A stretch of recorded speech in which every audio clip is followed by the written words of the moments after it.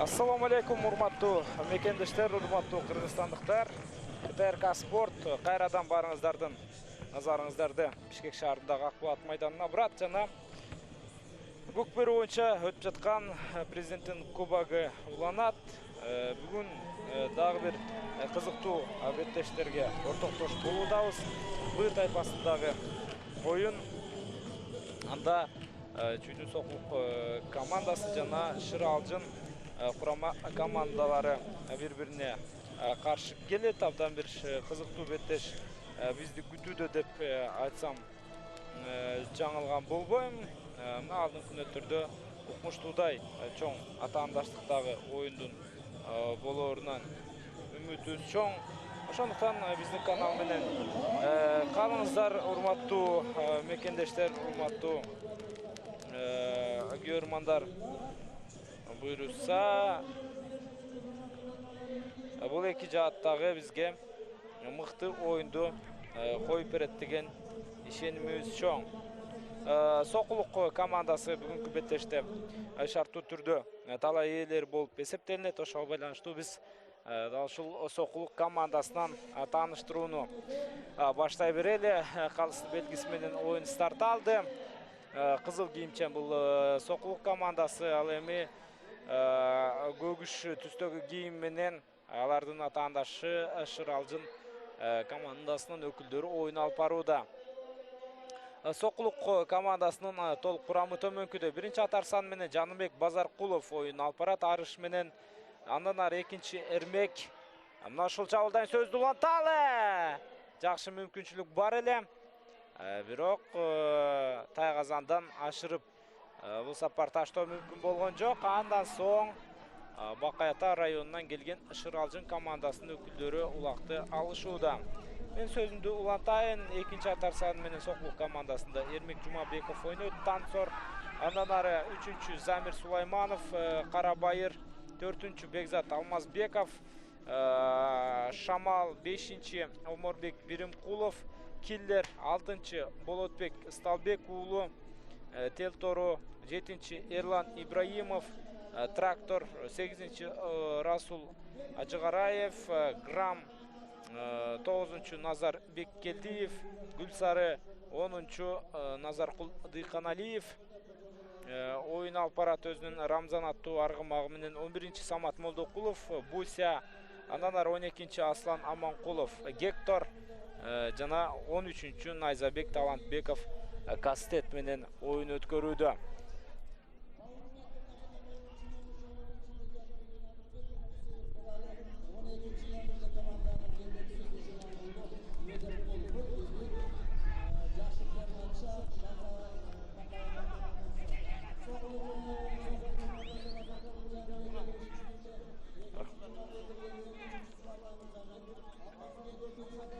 Мына урматтуу көрөрмандар, мына беттеш укмуштуудай жакшы маанайда башталды. Биринчи жолу Сокулук жакшы чабуулду жасаганы менен, андан кийин Бакай Атанын дагы же болбосо Шыр Алжын командасында дагы кандайдыр бир мыкты учурларды жаратып коюуга мүмкүнчүлүгү бар экендигин көрдүк. Келиңиздер, мына ушул Бакай Ата командасынын курамы менен тааныштыралы. Биринчи атар сан менен Бузу Самудинов оюн алып барууда. Экинчи Алтынбек Кожогулов, 3-чү Тынчтык Кабылбеков, 4-чү Алмаз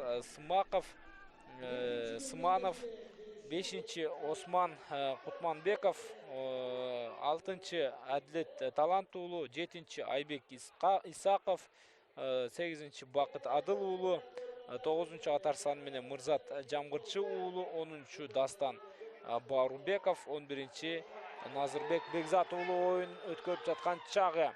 Азыр жерден улак тең болгон Бузу Самудинов эми өзүнүн ылдамдыгын өрчүтүүгө аракеттенүүдө. Сол капталдан кирүүгө жакшы мүмкүнчүлүк бар. Бакай Ата командасында бирок мүмкүн болгон жок. Ошондой эле 12-чи атар сан менен Эсен уулу Өмүрбек ойнорундагы белгилүү өтөлү. Улак Шыр Алжын командасынын карамагында сакталып калууда. Дастан Баурбеков Дастан Бауырбеков алғачкы улакты таштоого өтө жакын. Сокулук командасынын оюнчулары жаман эмес коргонуу үлгүсүн көрсөтүшүүдө, бирок артка кайрылып азыр кайрадан кийинки жүрүштү уюштурууга Дастан Бауырбековдо мүмкүнчүлүк бар болчу.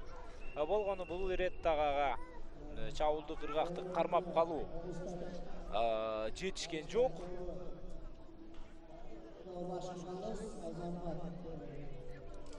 Биз ортого жекеме-жеке түшүүнү көрөт окшойбуз. Калыстын белгисинен карап айта турган болсок.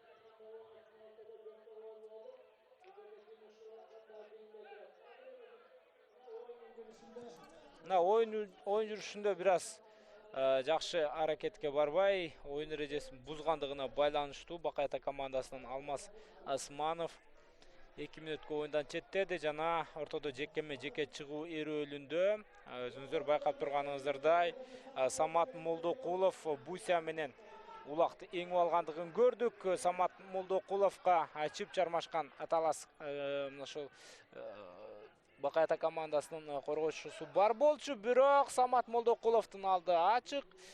Болгон ал өзүнүн мүмкүнчүлүгүн толук колдоно албады. Жүрүш дагы да болсо кантип таштай алган жок, түшүнүксүз.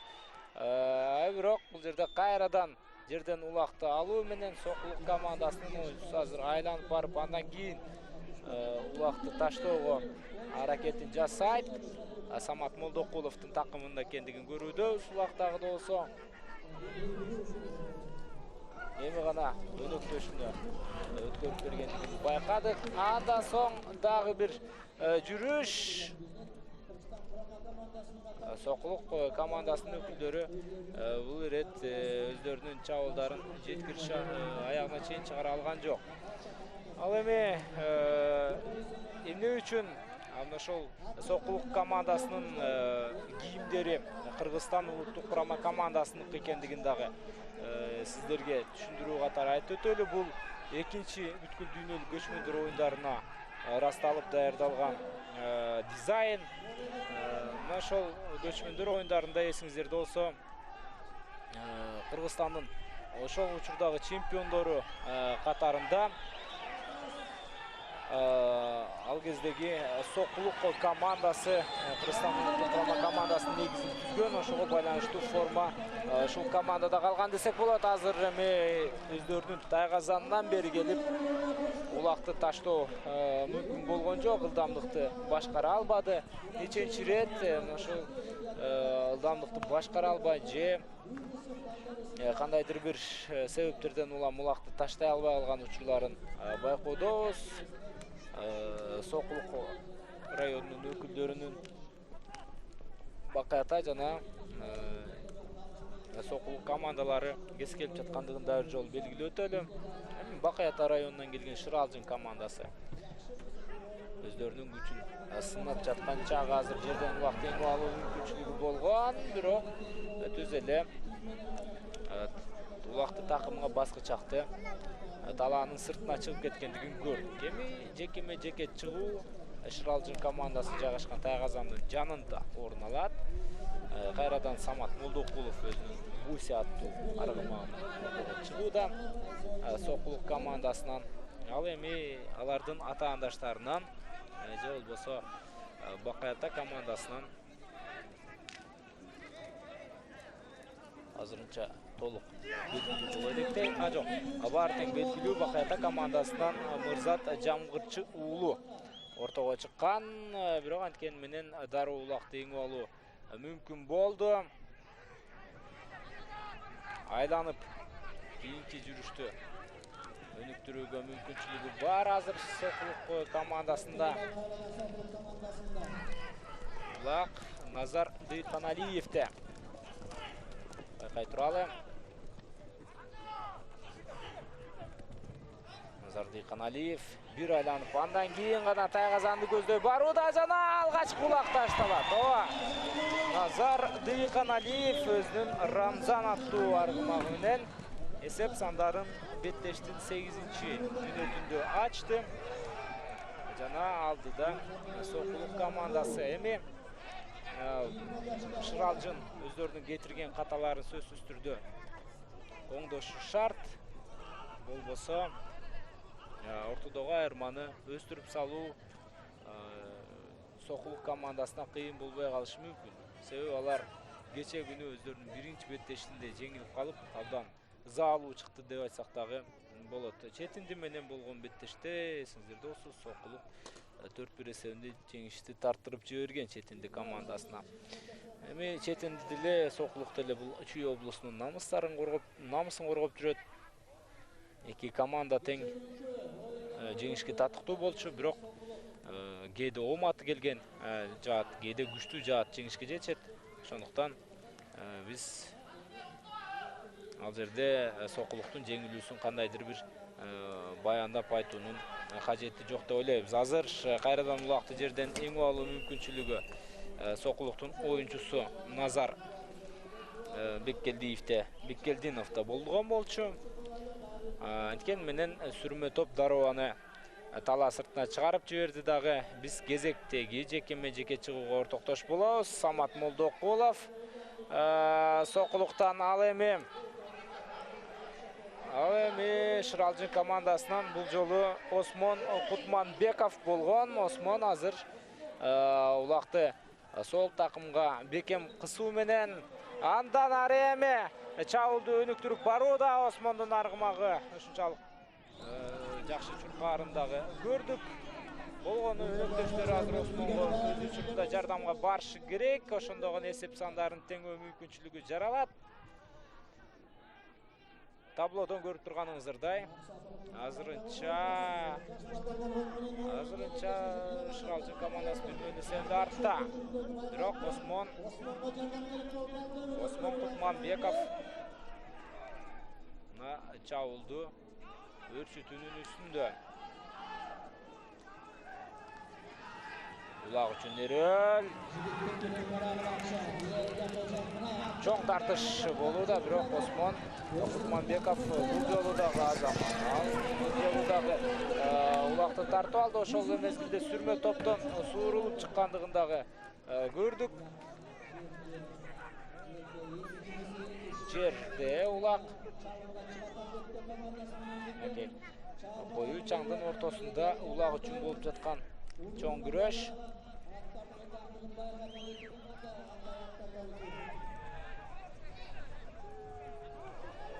Абдан жакшы. Кайрадан Бакайта командасынан бул ирет эми Назарбек Бекзат уулу улакты эңип алды. Жана андан ары мыкты чабуул башталып бара жаткандыгын байкоодобуз.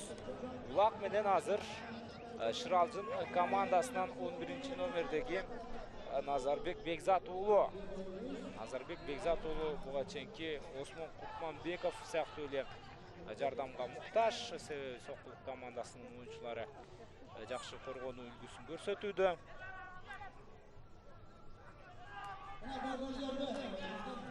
Жон сүрмө топ. Улак талааны таштап кетти. Эми Сокулук командасы жайгашкан тайгазандын жанында азыр биз жекеме-жеке чыгуу эрөөлүн көрөбүз.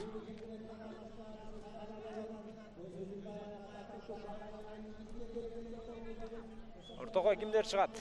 Бир аздан соң байкап билүү мүмкүнчүлүк болот бизде.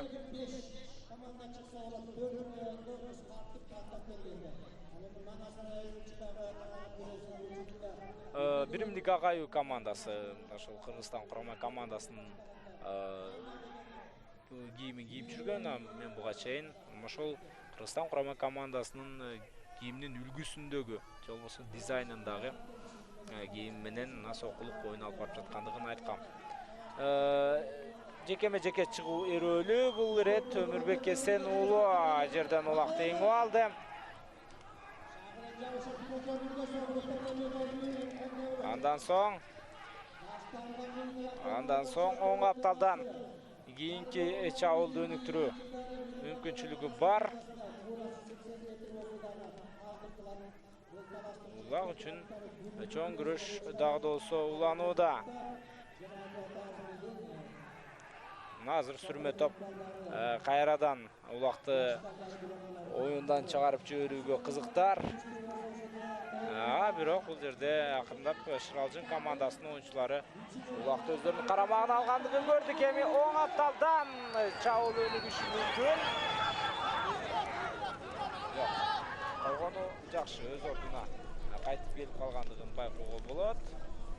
Өмүрбек Эсенов дагы улакты колунан чыгарар эмес. Жардамга келиши керек бул жерде. Шыралжын командасынын оюнчулары айлануу жана ыргытууга жетишеби. Өмүрбек Эсенов бир аз жетишкен жок. Андан ары эми сол капталдан кезектеги чабуул өнүгүшү мүмкүн. Байкай туралы абдан кызуу мүнөздө өтүп жаткан оюн. Азыр Өмүрбек Эсен уулу жана ошондой эле Расул Ажыгараевдин ортосунда болгон улак тартышуу болду, бирок эки тарап тең аны ала алган жок. Эми улак жерде эң биринчи улакты эңип алса ошол команда жүрүштө өнүктүрүүгө мүмкүнчүлүк алат. Жерге башын салган Болот Сталбек уулу дагы бул ирет улакты кармап көтөрө албады. Дагы бир жолку аракет. Бул жолу Эрлан Жумабеков Сокулук командасынан аракетке барган болчу. Азамат мынакей байкатпай туруп жерден улакты эңип алуу жана кийинки чабуул башталып бара жаткандай көрүнгөн.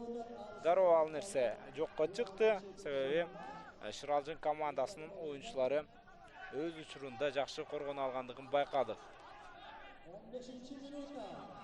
Азыр Жимде улак. Шыралжын командасынын карамагында экендигин көрдүк жана Бакай Ата районунан келген өкүлдөр алгачкы улакты жаратууга жакын барышкан. Азамат мынакей эсеп сандары теңелди. Бул ирет эми Шыралжын командасынан өзгөчөлөнгөн оюнчу мына сиздердин назарыңыздарда болот.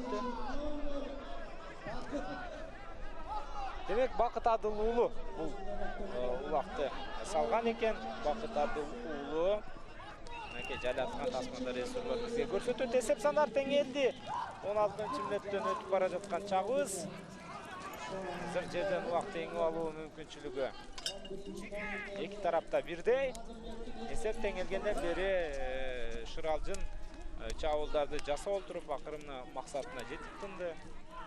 Эми алар бул менен эле чектелип калбастан кийинки улакты дагы салууга көбүрөөк аракетин жасайт.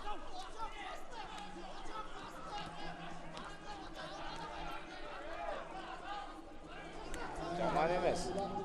Чоң топтун ортосундагы күрөш. Оң капталдан эми жоон топтон суурулуп чыга турган болсо, кайсы спортчу болсо дагы ошол оюнчуда жакшы мүмкүнчүлүк болмок. Байкай туралы эң бир чоң күрөш. Жоон билек балбандардын эң чоң күрөшү ушундай учурда гана даана көзгө көрүнөт. Улак оюнда сакталууда, улак оюнда дагы да болсо сакталууда. Азыр даана көрүнөр эмес эмне окуя орун алып жаткандыгы. Калстын белгисине карап айта турган болсок, бул ирет улак талачийни таштап кетти. Жана натыйжада биз кезектеги жекеме-жеке чыгууну Шыралжын командасынын Тайгазанынын жанында көрөбүз. Самат Молдокулов чыгышы күтүлөт. Сокулуктан анын келе жаткандыгын көрдүк акырындап. Ал эми алардын атаандаштарынан Назарбек Бекзат уулу. Окей. Эки команданын тең 11-номердеги оюнчулар ортодо. Жок. Өмүрбек Эсен уулу болгон экен. Шыралжындан Өмүрбек Эсен уулу жана ошондой эле Самат Молдокуловдор бул жекеме-жеке чыгууда улакты талашууда. Самат Молдокулов еңгілгі әрекеттенген түшіп кетті, емі алдыңғы чекті. Бұл жерде Өмірбек Есенұлы мину алуға толық мүмкіншілігі бар. Мінекей Шыралжын командасы екі жүрішті өніктіруге аларда мүмкіншілігі бар. Байқай тұрады азыр. Жүріш Өмірбек Есенұлының дымағасында бара жатқан чағы, бірақ өретіна ылдамдық менен келген қорғону бөлігі. Өмірбекке өзі қалағандай жүрішті жасауға, өзінің салымын амалға ашыруға мүмкіншілік бербеді.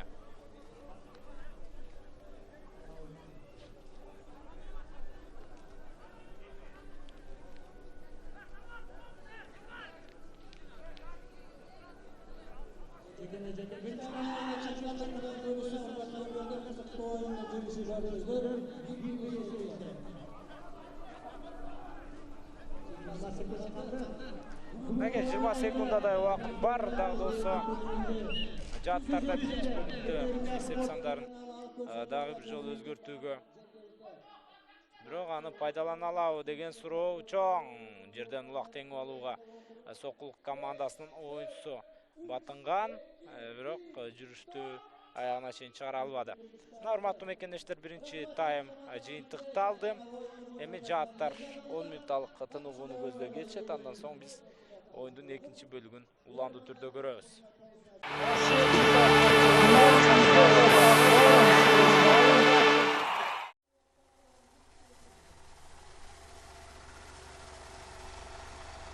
Норматты мекендештер азыр толығыменен атмайдан даяр болған соң беттештің екінші бөлігі башталды.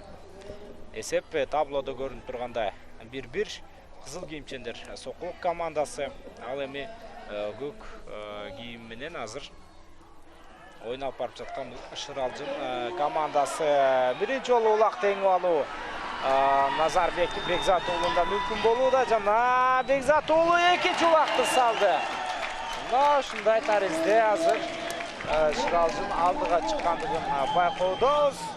Азамат Назарбек Бекзат ұлы бұл рет екінші бөліктің біріншілі мүнетінде біріншілі чауылда есеп сандарын өзгертіп салды. Шыралжын командасында әлбетте мүмкіншілік бар. Кейінгі басқычқа шығуға, финалға шығуға, алтын байген алуға. Ал эми Соқылықта алынырса азырақ. Аны жақшы білет өздері ділі. Қайрадан жерден ұлақ теңі алу мүмкіншілігі. Шыралжында бұл рет Бузу Самудинов. Өздерінің жарым аянтынан айландықандан кейін ылдамдықты қошуда. Байқай тұрады. Бұлар мақтың ылдамдығы қаншалық деңгейде Самудиновқа жардам берер екен. Бұлақты жаратуға жақшы мүмкіншілік. Жана есеп сандары 3 болуға абдан жақын барған. Есеп сандары 3-0 болу тоқшойды. Жоқ, тағы да olsa Бұлақ толығы менен атай қазандың ішінде емес. Азыр Соқылық командасының қорғаушылары, жалпылы ойыншылар емне қылып жатқандығы түшініксіз. Bir ғана бұл жерде Соқылықтан Ерлан Ибраимов өзін жақшы жағынан көрсетіп, жақшы қорғануыны жаратып, анан кейін чабуылғадағы шығуға әрекеттенгендей. Эми жаттар меншемделген уақытта ешқандай Улақты жүрішке айландыра алған жоқ, тескерісінше аны ойында сыртқа шығарып жүргендігі көрдік. Бұға байланышты ортада бұққалы эми қаланың ортосында жайғашқан тегерек чейінден ортосындағы бұл отырған жекені белгілөөдө. Жеке шығу өрөөлү катталат азыр.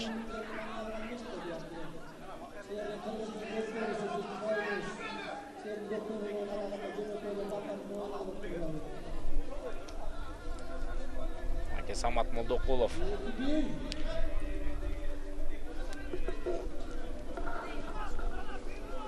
Самат Молдокулов азыр Соқулық командасынан.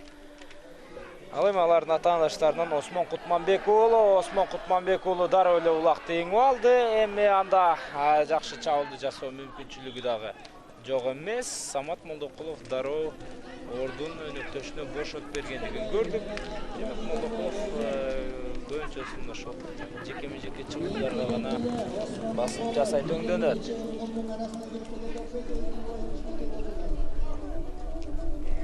Улактагы болсо талаанын ичинде талаш жаралууда. Ой, абайлаш керек. Мындай жерде жаракат алып калууда толук ыктымал. Ал мезгилде дагы бир улак ташталат окшойт. Ойлонуп айланып олтургучакты Осмон Кутманбеков мына улакты жоготуп ала жаздады. Эң негизгиси ал буга чейинки жаралган өтө жакшы чабуулду жоготуп алды. Энткен менен бакубат кечиресиздер, Шыралжын командасы дагы бир жүрүштү өнүктүрүүгө даяр. Осмон Кутманбеков оң капталдан азыр айланып тайгазанды көздөй бара жаткан чагы ага өнөктөшү Бузу Самуддинов көмөктөшкөн. Өтө чоң эрөөл, өтө чоң күрөш. Айгышкан Таймаш орун алууда. Мынакей азыр бош калды.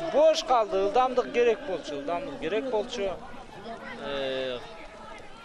Эмнегедир азыр Осмон Кутманбеков өзүнүн алдындагы аргымагын аядыбайтор. Аны ылдамдыкка кошо алган жок. Улак болсо жерде. Бирок кийинки чабуул азырден Шыралжын командасы тарабынан өнүгүп кете жаздады. Эми Сокулуктун оюнчусу улакты алгандыгын көрдүк, бирок сүрмө топ бар. Өз учурунда сүрмө топ бул жерде азыр Сокулуктун чабуулун токтотууга аракеттенген, бирок анысынан майнап чыккан жок. Назар Дыйканалиев Рамзан менен беттештеги биринчи улакты салган оюнчу. Чабуулду баштап бара жаткан учуру Рамзан аттуу аргымагы албетте абдан күлүк экендигин дагы көргөнбүз. Өтө жакшы жазгырып келди жана ыргытуу.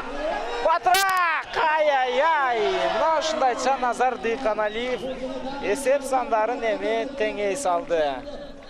Абдан кооз мыкты көрүнүш. Эсеп 2-2. Сокулук жана Шыралжын командаларынын оюну барган сайын кызуусуна өтүп бара жаткан учуру. Улак теңип алуу азыр кайсы командада мүмкүн боло турган болсо, мына ошол жаат кийинки жүрүштү өнүктүрүүгө өтө жакшы мүмкүнчүлүк алат. Себеби борбордон улак теңип кетүү канчалык деңгээлде эффективдүү чабуулду жасоого өйүлгө түзөрүн биз экинчи бөлүктүн, ошол бөлүктүн башында көргөнбүз. Шыралжы командасы эсепте алдыга чыккан болчу ал мезгилде. Мына 7 мүнөттөй убакыт өттү.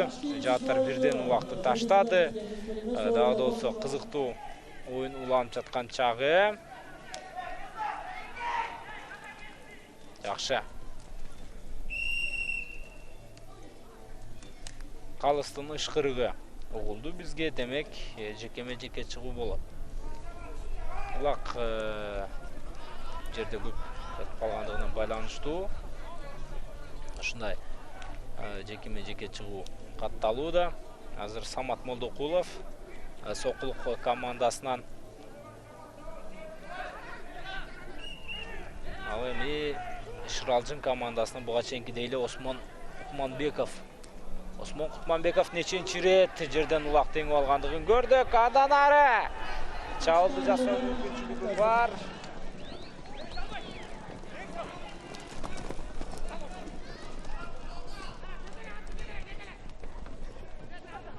Осмон Кутманбеков бул ирет дагы өтө бир мыкты чабуулду жасай алар эмес.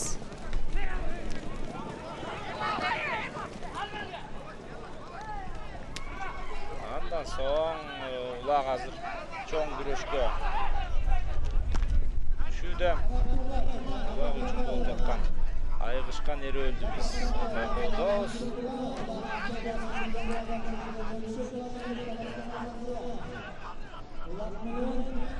Шыралжын командасынын оюнчулары азыр бош аймактарды таап чыкты дагы. Өтө жакшы чабуул жаратып бара жаткан жагы Бузу.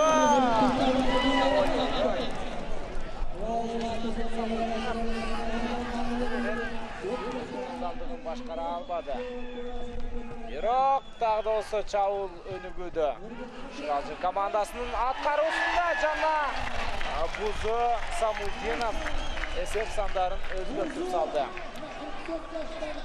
Самудинов өзү кулап бара жаткан жеринен бул салымды жараткандыгын көрдүк. Эсеп өзгөрөт 2-3. Жайлатылган тасмада ал кандай таризде бул улакты таштагандыгын көрүүдөбүз. Жада калса өзүнүн ден соолугун дагы бул жерде ойлонгон эмес.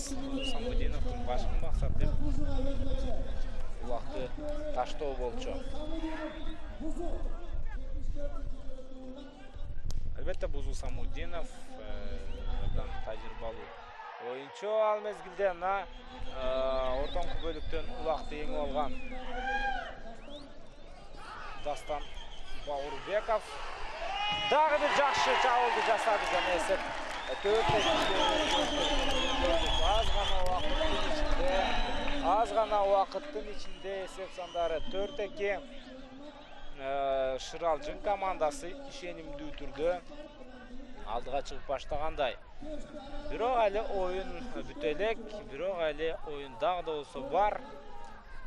Сокулуктун коргоочулары чынында алсыз ойноду. Акыркы 2 салым боюнча айта турган болсок, бизге режиссерлор жайлатылган тасмада ал салым кандай жаралгандыгын көрсөтөт. Эми кайрадан ортодо улак үчүн эрөөл. Бул сапар улакты эңип алуу мүмкүнчүлүгү 10 номердеги Самат кечиристер Назар Дыйканалиевде болду. Назар Дыйканалиев Рамзан аттуу аргымагы менен азыр өзүнүн ылдамдыгын кошуп бара жаткан чагы.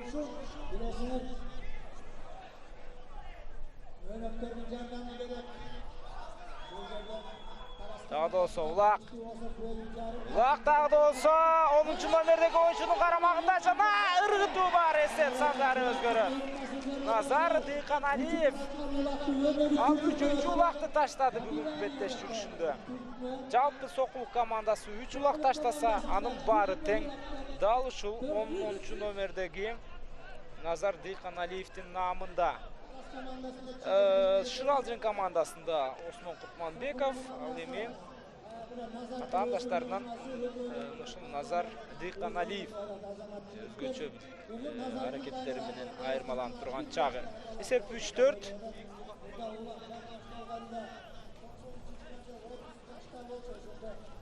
Азыр эми улак өзүнүн ордуна ташталгандан кийин оюнду уландуу түрдө көрөбүз. Өтө кызыктуу оюн жүрүүдө чынында.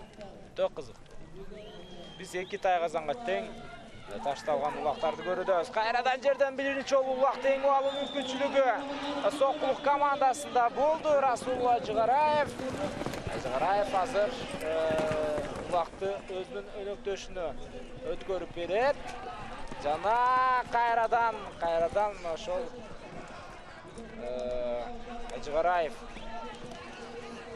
дагы да болсо улак менен өнөктөштөрүнүн жардамы керек азыр Жыгараевка.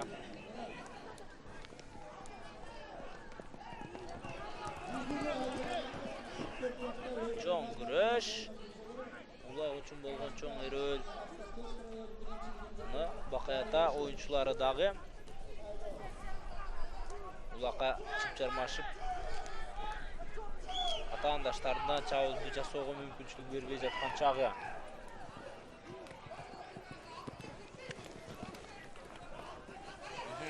Жоон топтон акырындап суурулуп бара жаткандай көрүнөт. Расул Ажыгараев өзүнүн грамоттуу аты менен андан ары Улак азыр кимде? Улак 3 номердеги өнөктөшүн өткөрүп берген Ажыгараев Замир Сулаймановго. Жана Сулайманов азыр чабуулду жасашы мүмкүн, алды ачык. Ылдамдык керек. Эмне кылды? Жок, өнөктөшүн өткөрүп берүүнү туура көргөн. Бул жерде команданын чабуулчусу эми кайрадан Кереке жароонун аракетин көрөт. Назар Дыйканалиев такымга бекем басты Улакты. Назар Дыйканалиев караңыздарчы, кандай гана мыкты жазгыруу, баарын тең ойлонуп жасаарын көрүүдөбүз Назар Дыйканалиевдин. Азыр ушул жерден дагы чыгып кетсе биз таң калбайбыз. Назар Дыйканалиевдин аракетине. Бирок анткени менен сүрмө топ Кереке жарады жана бул жерде Улак оюнду таштап кеткендигин көрдүк. Кийинки жекеме-жеке чыгуу Шыралжын командасы жайгашкан Тайгазандын жанында болот.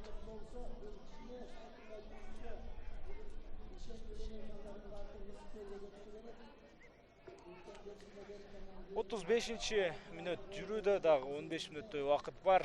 Кайсы бир команда жеңишке жетишет деп биз эч кандай сөз айта албайбыз. Сокулукта дагы, Шыралжында дагы 3 упайды алып коюу мүмкүнчүлүгү чоң. Балким тең чыгып калышы дагы күтүлөт. Балким деп турат. Азыр кийинки жекеме-жеке чыгуу Бакаятадан кайрадан эле Осмон Кутманбеков, ал эми атаандаштарынан Сокулук командасынан Асанбек Базаркулов. Жерден Улак теңип алуу боюнча бул жерде өтө чебер экендигин көрдүк. Осмон Кутманбековдун калыстын ышкырыгы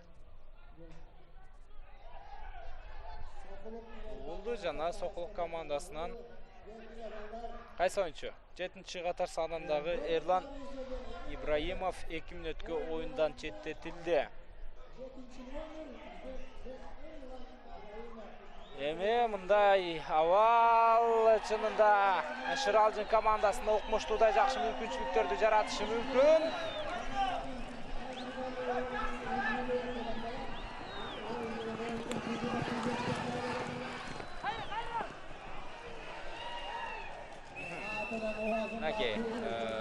Жакшы эле бара жаткан болчу Самутдинов, ылдамдыгы дагы жетиштүү эле.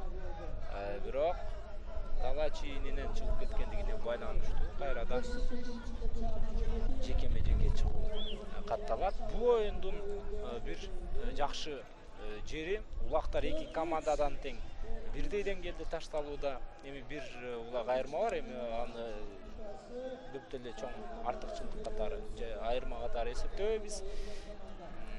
Ошол эле мезгилде жааттар кечкере эле жекеме-жеке чыга бербестен, жекеме-жеке чыккан учурда деле дароо Улакты эңип алууга жетишип, ушундай бир кызыктуу оюнду көрсөтүп жаткан учуру. Осмон Кутманбеков ал кайрадан ортого чыгып келгендигин көрдүк. Ал эми атаандаштарынан Бусяны минген Базаркулов ортодо болчу, бирок Буся бул ирет дагы жардамга келе алган жок. Ал эми Осмон Кутманбеков ортодогу айырманы экеселентүүгө дагы мүмкүнчүлүгү бар. Байкай туралы жок. Эки оюнчу биригип азыр бир коргоочуну жазгырып өтө албады. Мен ушул Шыралжын командасынын оюнчулары жөнүндө айтуудамын.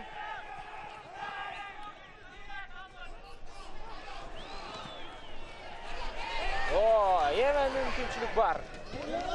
Бул сапардагы жетише албады.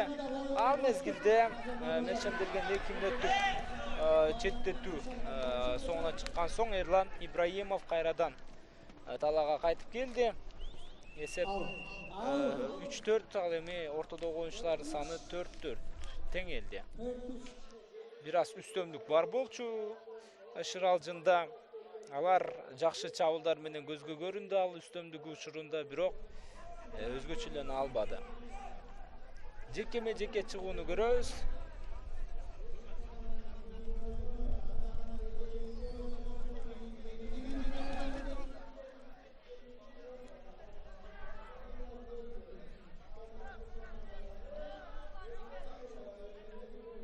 Окей, кайрадан жекеме-жеке чыгуу. Осмон Кутманбеков.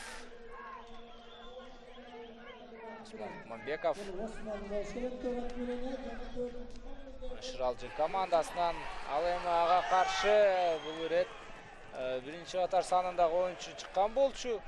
Кимден? Ой, абайлаш керек мындай жерде. Абайлаш керек. Шыралжын чабуулду өнүктүрүүгө дагы болсаларда мүмкүнчүлүк бар. Айланып келип андан кийин Атай Казанга жакындоого.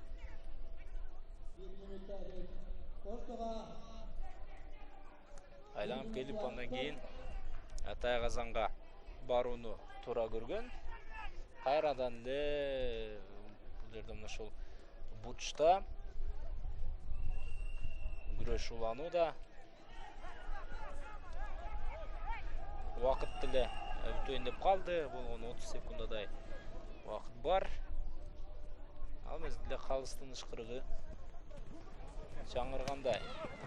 Калыстын ышкырыгы жаңырып эми жекеме-жеке чыгуу катталат. Жекеме-жеке чыгуу менимче максатына жетпей калышы мүмкүн. Себеби убакыт жыйынтыкталып барууда. Экинчи тайм. Урматтуу мекендештер, мына ортого жекеме-жеке чыгуу болбойт. Себеби убакыт бүтүп калды. Эми жааттар экинчи ирет тынууга жөнөп кетишүүдө. Эсеп азырынча 3-4 Шыралжын командасынын пайдасында.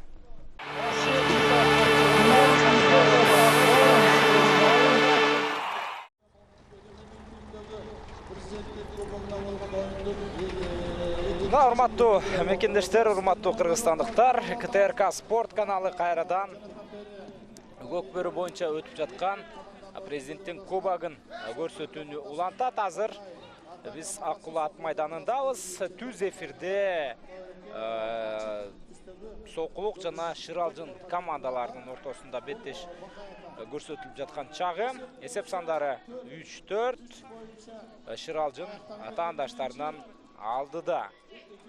Бирок бир гана жакшы чабуул, бир гана мыкты чабуул баарын тең өзгөртүп салышы мүмкүн. Жерден улак теңип алган Назарбек Бекзат уулу.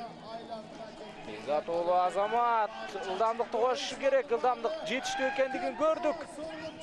Азыр Макей Самат Молдокулов атаандашын кууп жетүүгө аракеттенген, бирок анын ою ишке ашпады. Жана эсеп сандары 5-3-кө өзгөрөт. Назарбек Бекзат уулу. Надырбек. Бекзат уулу Надырбек. Üçüncü bölümün alğaçlı minutасында өзүнүн командасына дагы бир упай алып келди. Макей акырындап Шыралжын оюндун дымагын, оюн демилгесин колуна алып бара жаткандай. Бирок эрте кандайдыр бир жыйынтык чыгарууга. Азыр мисалы Сокулук бир гана улак салып кете турган болсо, эсеп сандары бир упага чейин кыскарып калат. Кийинки жүрүш кайрадан Талас областынан келген Шыралжын командасынын уюштуруусунда болгон. Бирок бул ирет алар өздөрүнүн чабуулун жыйынтыктай алган жок. Эми жекеме-жеке чыгууну көрөбүз. Жекеме-жеке чыгуу. Күчтүүлөрдүн күчтүүлөрү суруу алдын көздөй чыга берет. Сиздер менен болсо чогуу бар.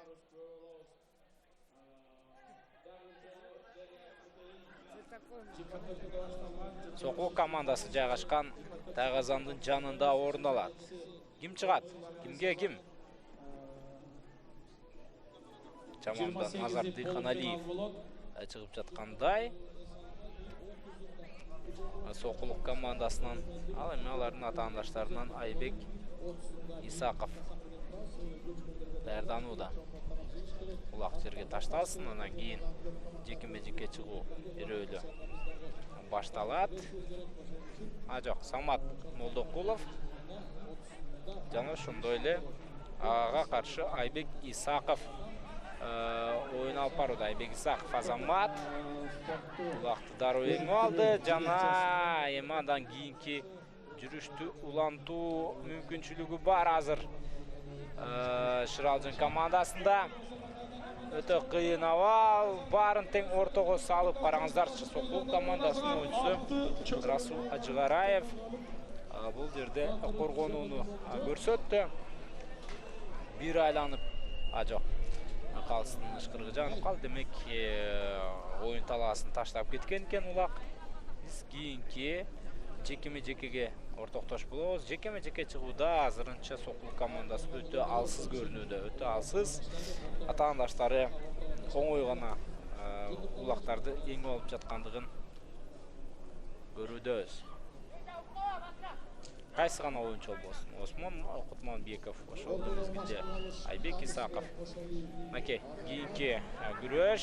Бул жолу олуттуу түрдө Назар Дыйканалиев команданын бомбардири чыгып, андан кийин өзүнүн чабуулундагы жасоого аракеттенет. Ой, абайлаш керек.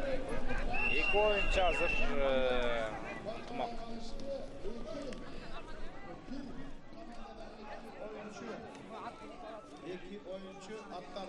Шыралжын командасында жок, эки оюнчу баары тең оңдолгондон кийин оюн уланат.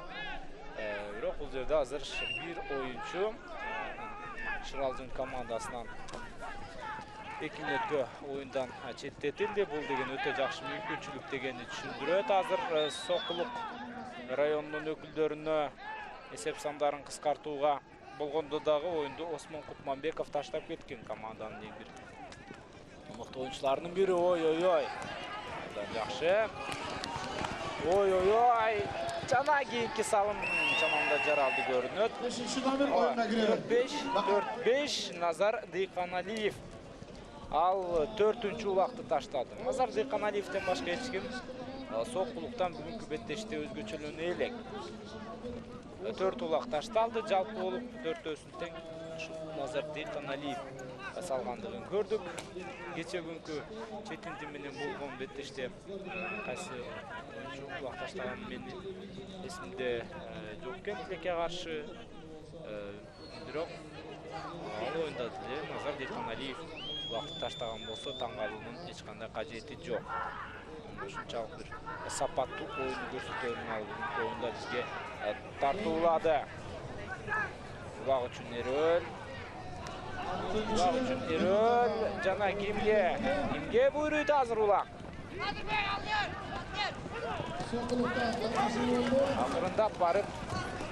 Акырындап барып Шыралжын командасынын өкүлдөрү улакты тартып алгандыгын көрдүк. Эми өздөрүнүн тайказанынан андан ары жүрүштү улантат. Бирок биринчи болуп Берге бекем отуруш кажет. Азамат бираз бара жатып өзүнө келди жана кийинки жүрүш өтө жогорку сапатта өнүгүшү мүмкүн эле. Аргымакка ылдамдык жетишпегендей. Балким ойлонгону бардыр. Дастан Баурбеков жүрүштү улантууда. Мындай жазгыруу аракеттери. Жазгырып отуруп тайгазанга жакындап барууда. Баурбеков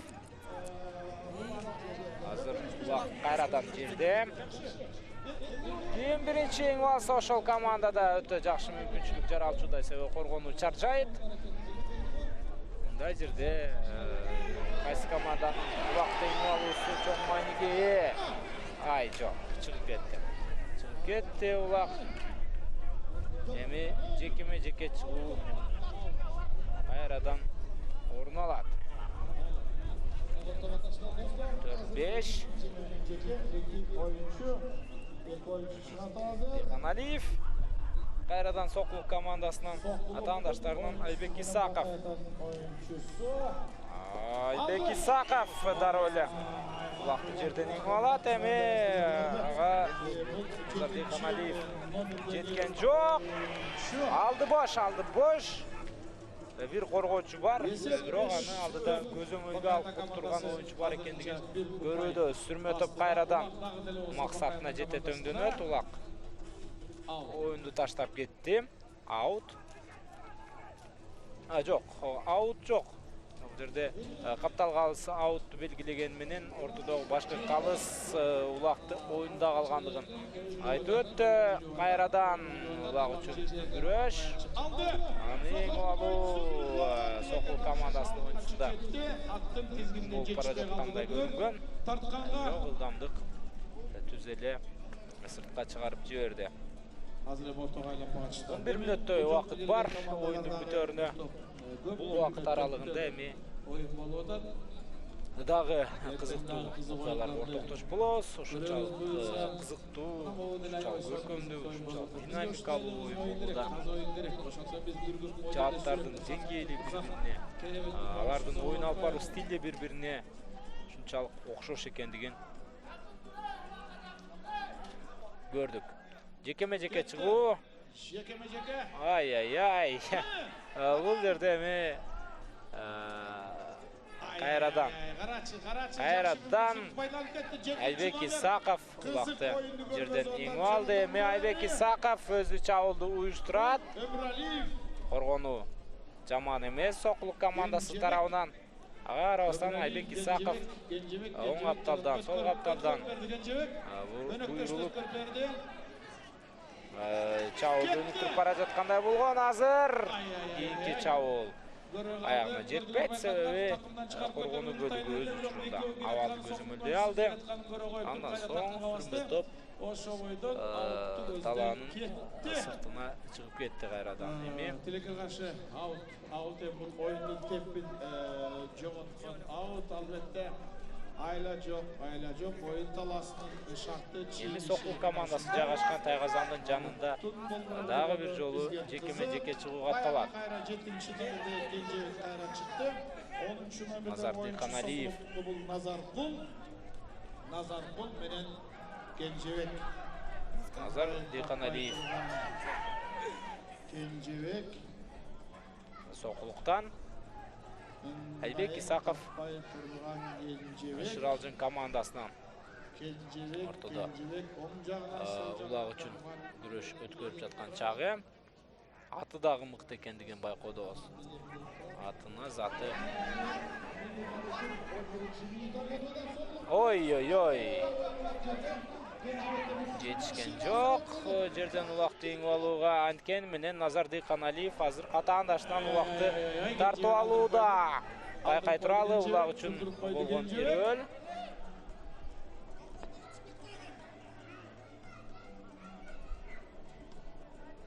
Улак кимде?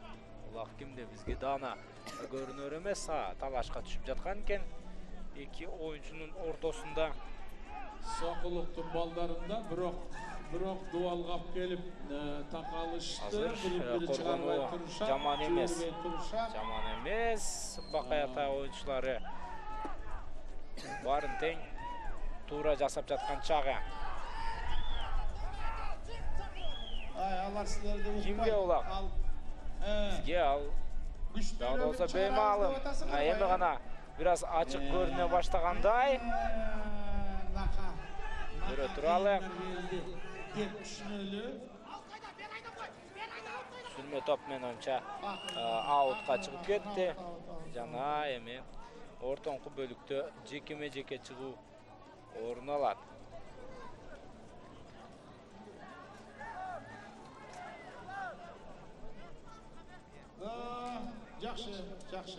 Сокул оюнчулары эмнегедир шашпайт. Жеңип жаткан команда азыр улакты алып барып ортого таштап, убакыттан утуунун аракетин көрмөк. Сокулуктан биз андай аракетти байкаган жокпуз. Тескерисинче улакты таштап койгондугун дагы көрдүк. Балким бир аз чарчап чабыла баштаган болушунда Бишкек шаарында күн ачык. Күндүн ысык болушу эң бир мыкты оюнду көрсөтүүгө тоскоолдук жаратат. Кайрадан кылчайнашкан Эрөл. Sokoluk'un ikinci nömerdeki oyuncusu bu.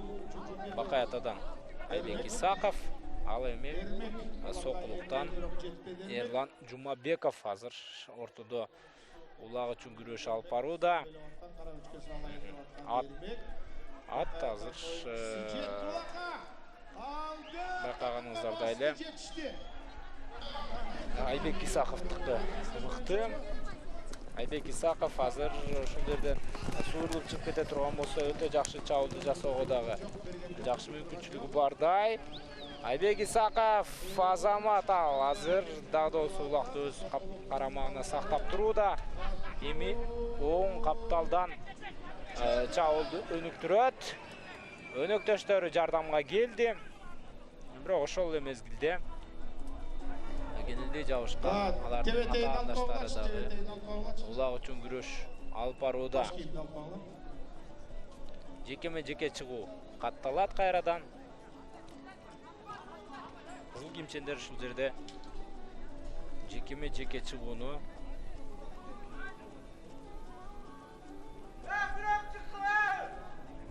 жүзөгө ашырат. Байкай туралы. Буга чейин бир нече мындай күрөштө бакаяталыктар мыкты болгондугун көрдүк. Азыр оюнчу алмашкан. Ортодо буга чейинкидей бизге салт болуп калгандай Айбек Исаков же Осмон Кутманалиев эмес. Бакаятадан өзүңүздөр көргөндөй Адилет Талант уулу улак үчүн күрөш жасаган.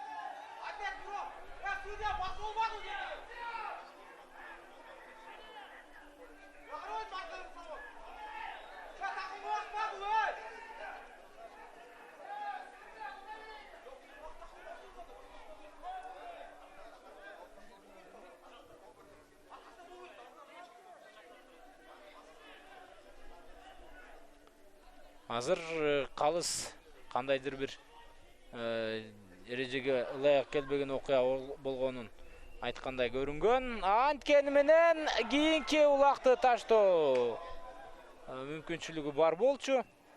Азыр 2 мүнөткө оюндан четтетүү болот.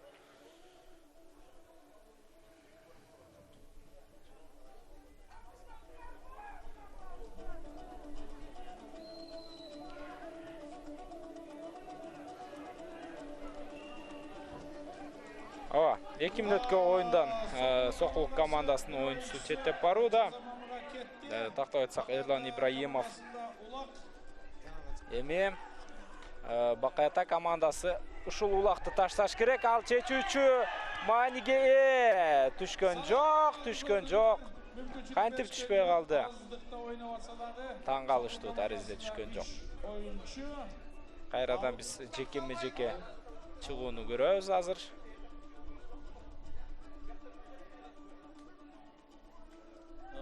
Sokuluk'tan oyuncusu 7. nömerdeki oyuncu bu Cezayir Mamada Turgan. Жекеме-жеке чыгуу. Oyunun бүтөрүнө 3,5 мүнөттөй убакыт калды. Сокулук командасынан азыр Назар Дыйканалиев ортодо экендигин көрүүдөбүз. Назар Дыйканалиев өтө коркунучтуу чабуулчу экендигин ал бүгүнкү беттештен улам баарыбызга тастыктап көрсөттү. Бана эми накаттар чыкканды көрүп алдыңыз. Эми карап туруп элемиз. Сокулук командасы салган 4 улакты тең дал ушул Назар Дыйканалиев жаратты. Бул анын чынында да мыкты чабуулчу экендигине кабар берип турат. Бирок жекеме-жеке чыгууда бакаяталыктар мыктылыгын көрсөтүштү. Алардын аттары дагы мыкты экендигин байкадык. Азыр Бакаята командасы бир оюнчуга көптүк кылышууда. Ошону колдонушу шарт.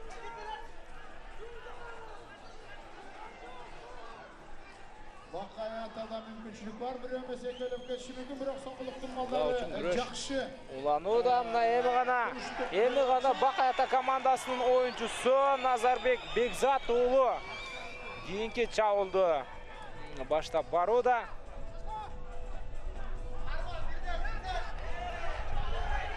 Бекзат уулу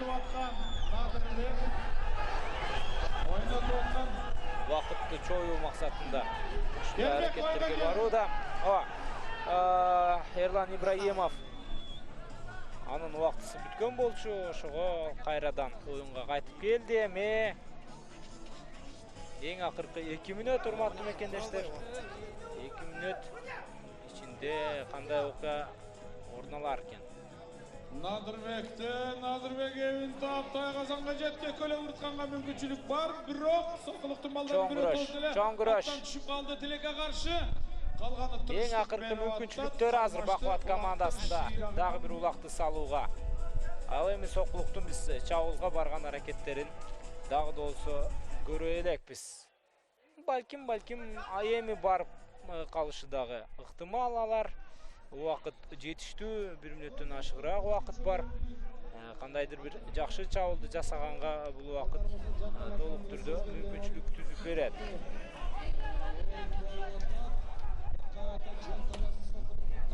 Сокулук командасы эң акыркы мүмкүнчүлүгүн көрүүдө, балким ушул жерде аларга бир аз ийгилик жылмайып, бул өлкө кубогунда, президенттин кубогунда жакшыраак оюнду көрсөтүүгө Азамат башты талыс.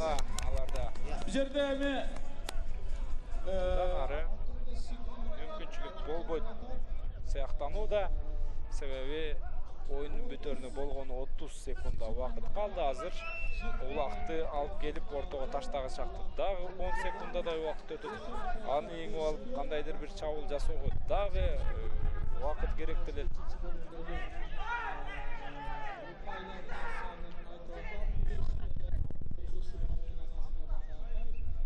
Окей. 10 секунда урматтуу мекендештер, оюндун бүтөрүнө чейин. Жана жерден улакты Назар Дыйканалиев эңип алууга аракеттенген. Назар эң акыркы аракетин жасайт, бирок ал жетишпейт. Биз Бакай Ата районунан келген Шыралдын командасын ийгилиги менен куттуктайбыз. Кыйын жеңиш болду, бирок татыктуу жеңиш. Мындай жеңиштер ар качан эле